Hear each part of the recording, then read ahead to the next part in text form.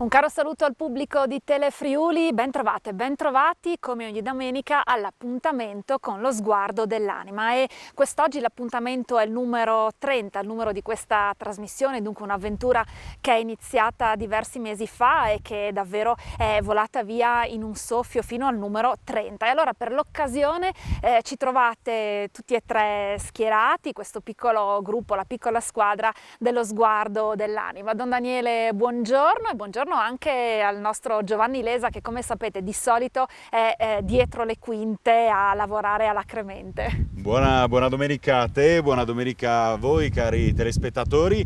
30 perché è il 30 di maggio e poi Tutto perché siamo in calcolato. tre. Sì, mamma mia, sembra... E poi è la Santa Trinità, quindi è ancora meglio, mamma mia. Tutto torna e ben trovati, ben trovate telespettatori, care telespettatrici. È una puntata di cifra tonda, anche una puntata particolare questa, vero Don Daniele? Eh sì, è l'ultima puntata di questa stagione, se non altro, anche perché siamo arrivati proprio a conclusione sul cucuzzolo della montagna. Ma a te spetta la domanda, eh? A me spetta la domanda perché insomma in questo momento abbiamo pensato che si dovesse guardare alla bella stagione. Allora la domanda è, Don Daniele, dove mi hai portato? Dove ci hai portato? Siamo a Montemaggiore, ma per scoprirlo abbiamo qui con noi il diacono Diego Mansutti, che è il coordinatore della pastorale di questi piccoli paesini. Buona domenica. Grazie, grazie. Dove ci troviamo allora? Montemaggiore, dove siamo? Montemaggiore, Bresie, nel comune di Teipana, sotto il Gran Monte. È una piccola frazione del comune di Teipana che ha una decina di abitanti, ospita la tappa anche del Cammino Celeste, ero io coordinatore prima. E qui ci troviamo in un paese dove l'immigrazione è stata notevole, la gran parte della gente è migrata all'estero e anche oltreoceano, e quindi però è una comunità viva, una comunità che la domenica è sempre unita, una comunità in cui noi riusciamo, ecco, a fare veramente qualcosa di bello, ecco. Grazie al diacono Diego. E a proposito di vivacità, scopriremo davvero tante cose belle che hanno a che fare con questo paese, ma non solo. Si tratta di cammini, e a proposito di questo abbiamo la scheda del nostro caro Giovanni Lesa, che in qualche modo ci introduce a questa domenica. Canta e cammina, diceva Sant'Agostino.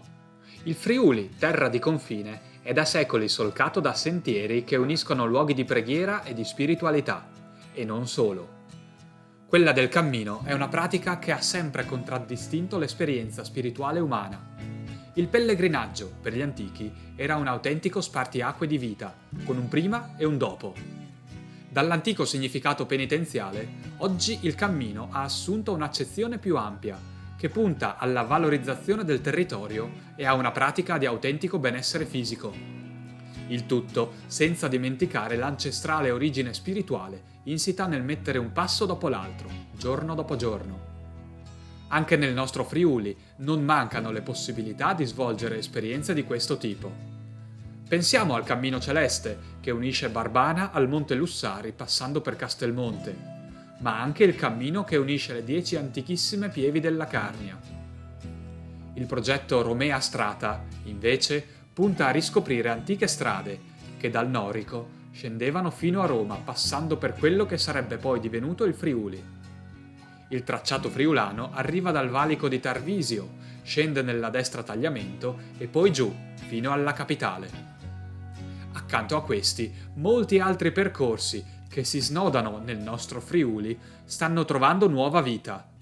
La via del Tagliamento, il cammino di San Cristoforo nella pedemontana pordenonese, il cammino delle 44 chiese delle valli del Natisone, eccetera. Con una menzione speciale per il neonato Cammino di Sant'Antonio, che da quest'anno congiunge Gemona del Friuli con Padova in 8 tappe. Insomma, buone motivazioni e opportunità non mancano. Canta e cammina.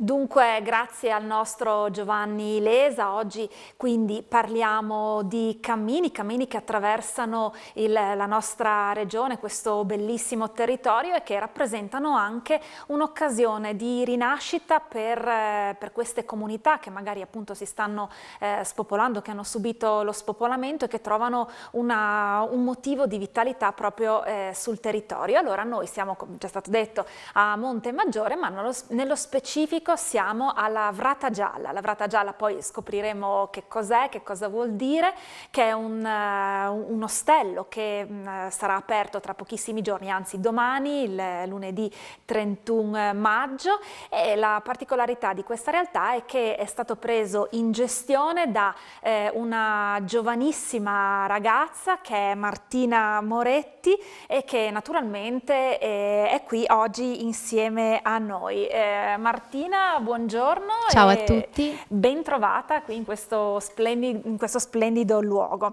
Allora Martina, il comune di Taipana vi ha consegnato questa struttura che era un centro sociale, prima ancora una scuola, e dunque ecco, come nasce questa idea e che cosa troverà qui chi si troverà a camminare sul cammino celeste, quindi immaginiamo un moderno pellegrino. Allora, vi trovate a Montemaggiore, è un affittacamere, innanzitutto la Vrata Gialla. Da 2 mesi abbiamo preso in gestione questa struttura e grazie alla mia famiglia e soprattutto a mio padre abbiamo iniziato i lavori di ristrutturazione grazie anche a una raccolta fondi che è tuttora aperta e la trovate sui nostri canali social. La struttura l'abbiamo interamente ristrutturata, i pellegrini troveranno non solo delle camere accoglienti ma anche diverse strutture e zone in comune come la cucina, il soggiorno e la bellissima zona esterna. Ecco, abbiamo detto la Vrata Gialla, insomma sveliamo che cos'è questa Vrata Gialla, ci siamo proprio davanti. Eccola qui, questa è la nostra bellissima Vrata Gialla e uno dei pochi elementi che è rimasto intatto durante tutti quanti questi anni.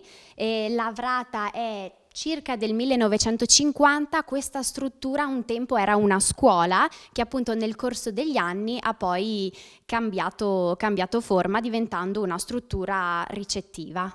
Ecco, chi arriverà qui non troverà soltanto questa bella struttura, veramente poi insomma avrete modo di vedere anche le stanze, la ristrutturazione che è stata fatta, ma anche proprio di trovare tutta una serie di eccellenze del territorio e appunto perché voi avete deciso di fare rete. Ecco, quanto è importante fare rete e appunto che cosa troveranno i pellegrini e insomma chi vorrà passare di qua. Allora, abbiamo ritenuto fondamentale sin dall'inizio metterci in contatto con tutti quanti i vari ragazzi e le varie realtà che ci sono qui sul territorio e a fianco a noi. Abbiamo preso dei contatti con delle guide naturalistiche ma anche con delle aziende agricole della zona per offrire dei prodotti tipici locali ed è questo che pensiamo sia molto importante, valorizzare non solo il territorio ma anche i prodotti di questa regione. Tra l'altro molte di queste aziende sono proprio sono condotte da giovani che hanno deciso di rientrare proprio in questo territorio. Una curiosità, come mai Montemaggiore?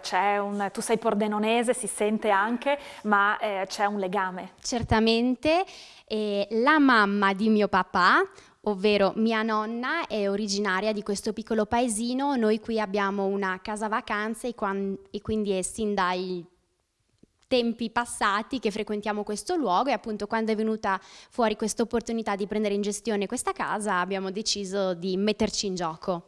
Grazie di cuore Martina per essere stata con noi. Martina ha sempre parlato al plurale proprio perché questa struttura sarà gestita da tutta la famiglia ma soprattutto dalla sorella Andrea che è qui anche lei Ciao. Insieme a noi e che appunto aiuterà Martina nella gestione. Ecco Andrea, chi è il pellegrino che frequenta questo cammino celeste, insomma, che cosa va cercando? Allora, i cammini si sono riscoperti in quest'ultimo periodo e colui o colei che frequenta i cammini è una persona che vuole mettersi in gioco non solo a livello fisico e mentale, infatti alcune tappe di questo percorso sono difficili da affrontare, ma anche a livello spirituale e vuole appunto ritrovare o ricercare la propria spiritualità. Quindi davvero molte motivazioni che stanno alla base dell'intraprendere appunto un cammino. Ecco, parliamo di accoglienza invece, che cosa cerca proprio chi arriva qui nella vostra struttura e voi che cosa offrite? Allora, i pellegrini ricercano un luogo asciutto, accogliente, dove poter mangiare, dove poter dormire o lavarsi e quindi ricaricarsi e riprendere le energie per partire per la tappa successiva.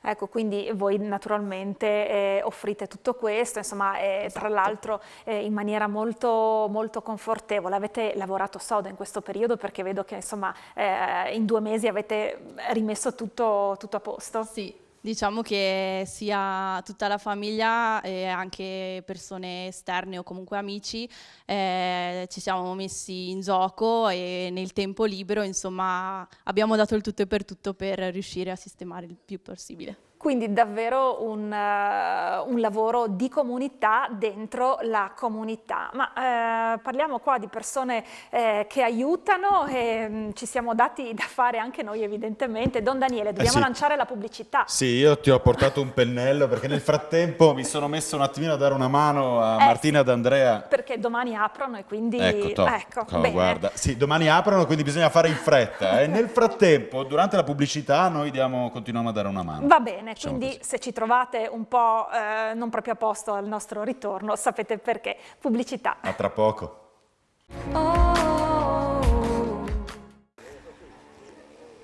Eccoci di nuovo in trasmissione. Beh, Don Daniele, devo dire davvero che oggi ci hai portati in un luogo incantevole per quest'ultima puntata. Meritava davvero arrivare fin quassù, fino a Montemaggiore. Eh sì, sei partita ieri in cammino, però insomma ci sei arrivata e sei stata Ci sono brava. arrivata. Anche perché questa idea proprio del cammino e del pellegrinaggio è qualcosa davvero di molto bello, non soltanto perché oggi un po', no, c'è tutta la questione del benessere, ma soprattutto dal punto di vista spirituale.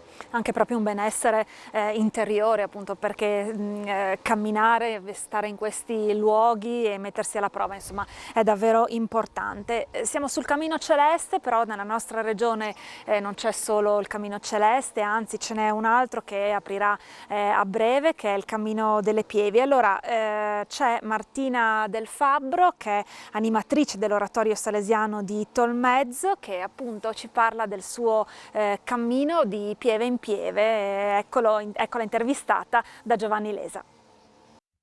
Martina Del Fabbro, ci racconti in breve la tua esperienza? Che cammini hai svolto? Grazie ai salesiani di Tolmezzo ho potuto percorrere buona parte del Cammino delle Pievi attraverso l'esperienza del campo mobile. Il campo mobile si è svolto nell'arco di 4 anni, durante i quali, attraversando i paesini, i prati e cavalcando le montagne della Carnia, abbiamo percorso buona parte del Cammino delle Pievi. Il primo anno siamo infatti partiti da Cesclans e siamo giunti fino a Dierico, vicino a Paolaro. Il secondo anno siamo partiti da Dierico e siamo giunti fino a Ovaro, percorrendo buona parte dei sentieri in alta quota e alloggiando in malghe e rifugi. Il terzo anno da Ovaro siamo giunti fino a Saures di Sotto e il quarto anno infine abbiamo concluso la nostra esperienza partendo da appunto a Saures di Sotto e giungendo nuovamente a Cesclans. Il gruppo di cui eravamo formati era un gruppo di circa una 40 di persone, dall'età molto varia. Eravamo sia animatori delle superiori ed oltre, sia composti da ragazzi delle superiori, delle elementari e delle medie. L'esperienza che hai vissuto può essere molto ricca anche per i più giovani. Cosa si impara vivendo un cammino di più giorni con lo zaino in spalla?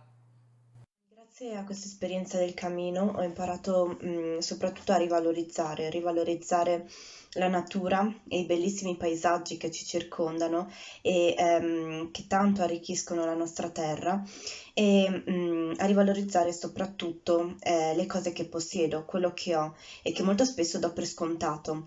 Nella mia esperienza del cammino, infatti, molto spesso si giungeva a fine giornata stanchi, ma non si aveva a disposizione un letto comodo e caldo su cui dormire, ma si doveva dormire nei sacco a pelo. Oppure a volte a fine giornata, sudati, oppure dopo essersi presi il temporale, non si aveva a disposizione una doccia calda e quindi questo veramente mi ha aperto gli occhi, mi ha fatto capire come molto spesso do per scontato molte cose che possiedo, anche cose molto semplici ma che veramente fanno la differenza quando mancano. Inoltre sicuramente il Cammino delle Pievi è una boccata d'aria dalla quotidianità, dal tram tram, dalle preoccupazioni in cui siamo continuamente immersi e che non ci permettono di veramente fermarci e riflettere su noi stessi, riflettere su quello che vogliamo, sulla nostra vita. Il Cammino delle Pievi è appunto un distaccarsi da tutto questo, distaccarsi dalla quotidianità, dalle preoccupazioni e immergersi veramente in un mondo fatto di silenzi e di natura. Quella del cammino è un'esperienza personale, ma che non esclude anche una dimensione di gruppo. Cosa ha significato vivere l'esperienza del cammino assieme ad altre persone? Nel mio caso ho affrontato il Cammino delle Pievi con un gruppo di persone che in parte conoscevo più o meno bene e in parte non conoscevo e penso che questo abbia fatto veramente la differenza. Mi ha permesso infatti sia di moltiplicare la felicità e la gioia finale legata sia al raggiungimento di un traguardo ma anche al completamento di un percorso, ma di dividere anche le fatiche non solo legate alla fatica fisica, quindi alle salite difficili oppure allo zaino che pesa, al freddo, ma una fatica che è anche mentale, psicologica, magari svegliarsi presto al mattino, il rimettersi in marcia. E tutte queste cose. Un'altra cosa che mi ha insegnato è lo spirito di comunità, il mettersi al servizio degli altri, prima, senza aspettare che siano gli altri, prima di tutto a mettersi a tuo servizio. Mi ha insegnato a fare il primo passo per contribuire al bene di tutti, anche nelle piccole cose che possono sembrare banali, come ad esempio preparare i panini per il pranzo, oppure sistemare gli ambienti al mattino e tutte cose che, sebbene nella loro semplicità, alla fine sono fondamentali. Molto bella, Don Daniele, anche questa testimonianza di Martina Del Fabbro. E dunque la fatica e il cammino sono degli elementi davvero ricorrenti nella scrittura e nella tradizione cristiana. Ecco, tu prima facevi riferimento anche all'interiorità, alla spiritualità. Ecco, qual è il significato originario del cammino per il cristiano? Beh, intanto dal punto di vista etimologico il pellegrinaggio significa colui che attraversa i campi e attraversa le frontiere e già questo ci dice qualcosa di importante. Dobbiamo tenere presente che dal punto di vista biblico già Abramo, il patriarca della Sacra Scrittura, compie un pellegrinaggio verso una meta e allora ci dice proprio questo, che nonostante magari non sappia il pellegrino quali sentieri intraprendere, in realtà conosce molto bene la meta. È quello che è successo per esempio dal punto di vista biblico a Gesù, che è il vero pellegrino, colui che passa le strade della Palestina e incontra davvero tante persone, che poi appunto pellegrinaggio dice di relazioni. E se andiamo a tutta la storia della Chiesa, beh, insomma, i pellegrinaggi più importanti sono stati quelli della Terra Santa, quelli per arrivare per esempio a Roma, la culla del cristianesimo cristianesimo, fino ad arrivare appunto a quelli che sono pellegrinaggi famosissimi, no? Come il Cammino di Santiago, piuttosto che pellegrinaggi mariani ai santuari internazionali, fino ai più piccoli nostri che però sono altrettanto belli, e il panorama che stiamo scrutando anche ci dice effettivamente di questa bellezza. La bellezza della natura in realtà ci può parlare anche al cuore. E quindi in qualche modo, scrutando la bellezza della creazione, noi possiamo intravedere dei frammenti che hanno a che fare con la presenza di Dio nella nostra vita, tanto che i pellegrinaggi in realtà dicevano anche proprio di conversione, erano spesso talvolta anche dei cammini penitenziali. Beh, lo diventano sicuramente anche oggi. Davvero radici antiche per questa riscoperta di oggi appunto dei cammini. Tante le iniziative, tante anche in diocesi, e dunque relativamente ai cammini, e dunque ancora un breve video sempre curato dal nostro Giovanni Lesa per raccontarci quali sono queste iniziative. Ispirato al Cammino di Santiago de Compostela, il Cammino delle Pievi è un percorso transitabile a piedi o in mountain bike che attraversa tutte le valli della Carnia. Organizzato dalla confraternita Pieres Vives, in 20 tappe il cammino tocca tutte le 10 pievi storiche di questo meraviglioso territorio, luoghi di silenzio e riflessione spirituale. Le pievi saranno aperte in tutti i fine settimana d'estate e previa richiesta anche in altri giorni. L'apertura sarà animata dal lavoro di alcuni giovani del territorio, ma saranno disponibili anche alcune audioguide digitali. La stagione 2021 del Cammino delle Pievi si aprirà sabato 5 giugno. A casa Emmaus di Imponzo sarà celebrata la Santa Messa alle 9:15, per poi spostarsi, rigorosamente a piedi, fino a Illegio, transitando dalla storica pieve di San Floriano. Tutte le informazioni sul sito www.camminodellepievi.it. Il Cammino Celeste, dal canto suo, solca invece il Friuli orientale. Chiamato anche Iter Aquileiense, in 10 tappe unisce i santuari di Barbana, Castelmonte e Lussari, attraversando la pianura friulana, il Collio e la Slavia friulana.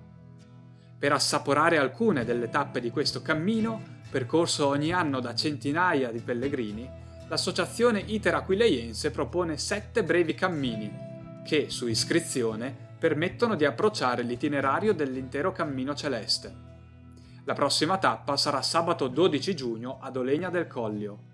Dettagli sul sito www.camminoceleste.eu.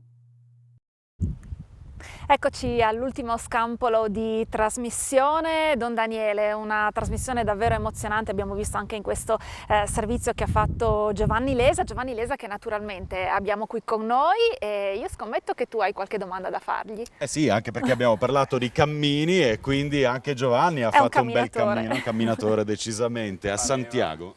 Sì, è vero. Che esperienza è stata? È stata un'esperienza che ho svolto personalmente, avevo 19 anni nel 2009, è stata un'esperienza che mi ha insegnato una cosa fondamentale nella vita, oltre che nel cammino di quei giorni. Questa cosa si chiama essenzialità, l'ho chiamata così perché veramente lì passo dopo passo, giorno dopo giorno, portandoti questo zainone enorme sulle spalle, veramente ogni chilo, ogni mezzo chilo, ogni etto ti pesa. Arrivi alla sera con le vesciche ai piedi, la fatica, eccetera. E allora capisci veramente quante cose vanno lasciate a casa, vanno lasciate indietro. Viceversa capisci anche quello che veramente conta per te, ciò che veramente è essenziale, che merita di essere portato proprio nello zaino, sulle spalle. Proprio è vero quello che dicevi, che il cammino è un'esperienza spirituale. Insomma, scarponcini ai piedi e via. Ecco, a proposito di scarponcini, adesso anch'io ho una domanda per te, visto che insomma ci restituiamo il favore. Papa Francesco parlava di scarponcini in un'esperienza che tra l'altro abbiamo anche vissuto insieme, una giornata mondiale della gioventù. Si rivolgeva ai giovani dicendo loro io vi invito a essere giovani con gli scarponcini. A cosa ci invitava Papa Francesco? Eravamo alla GMG del 2016 a Cracovia e Papa Francesco ha chiesto ai giovani di smettere di rimanere seduti lì sul divano per poter andare attraverso appunto le strade dei propri paesi, del mondo in realtà, per poter incontrare l'altro, anche qui relazione. E con questo noi vi vogliamo salutare, vero Karan? Beh certo, anche perché è un finale perfetto, perché insomma è quello che abbiamo voluto fare anche un po' noi, percorrere le strade del Friuli e metterci in relazione con le tante realtà che abbiamo incontrato in un periodo anche un po' difficile. Lasciateci ringraziare il nostro Paolo Bassi che ci ha accompagnato e guidato in tutto questo percorso. Grazie Paolo. È stato un piacere. Ci rivedremo, come spera Daniele, a settembre. Certo. Ecco, benissimo, allora. Bene. Ecco. No, abbiamo dato germi di speranza, speriamo di averli portati davvero anche a casa vostra e con questo vi vogliamo salutare. Buona estate, buon proseguimento e venite a camminare perché veramente è bellissimo, merita e si scoprono veramente tante cose. Buona domenica. Ciao.